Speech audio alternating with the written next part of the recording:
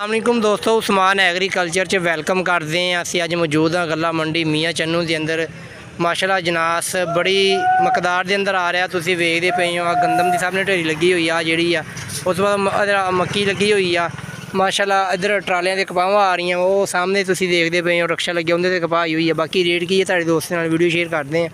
तो इस तो पहले मेरे दोस्तों को गुजारिश है, जो दोस्त चैनल पर नए आए आ वो चैनल को सबसक्राइब कर लो ताकि डेली की वीडियो तुहानूं दोस्तों पहुँचते रहे। माशाल्लाह मकई बड़ी मकदार के अंदर आ रही, मकई माशाल्लाह बड़ी मकदार के अंदर आ रही है। जिस तरह किसान भाई कहते थे कि मकई 1200-1300 में विकूगी, लेकिन माशाल्लाह इस तरह की कोई चीज़ नहीं है कि सामने मोस्टर भी लग रहा। मोस्टर के हिसाब नाल 1800 तो लैके 2100 रुपये तक जी मकई आ वो गल्ला मंडी है मियाँ चन्नू के अंदर फरोख्त हो रही है। बस जबकि बाद औकात इलाके के अंदर 2200-2300 रुपये फरोख्त हो रही है। वो सामने माशाल्लाह ट्रक लददा पिया वा, मूंगी का लथदा पिया ट्रक। मूंगी का माशाल्लाह बड़ा ज़बरदस्त रेट है इस बार। ये मूंगी जिन्होंने बीजी थी, काश्त की थी, उन्होंने बड़ा पैसा कमाया।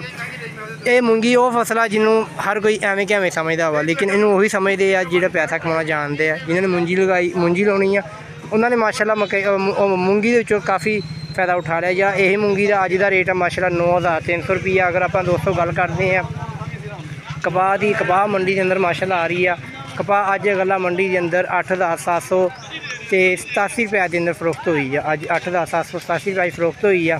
उस तो बाद अगर आप दोस्तों गल करते हैं तिलों की, तिल तिली माशाल्लाह मंडी के अंदर बड़ी मकदार के अंदर आ रहे हैं। दूसरी साइड से तिल तिली पई हुई है। अज 15,000 तो लैके 15,000, 15,500, 16,000 रुपये तक जे तिल तिली वो फरोख्त हो रही है। अगर आप गल करते हैं दोस्तों गंदम की, माशाल्लाह गंदम की ढेरी लगी हुई है। अज गल्ला मंडी के अंदर जी गंदम 2828 रुपये जी एंड रेट वा।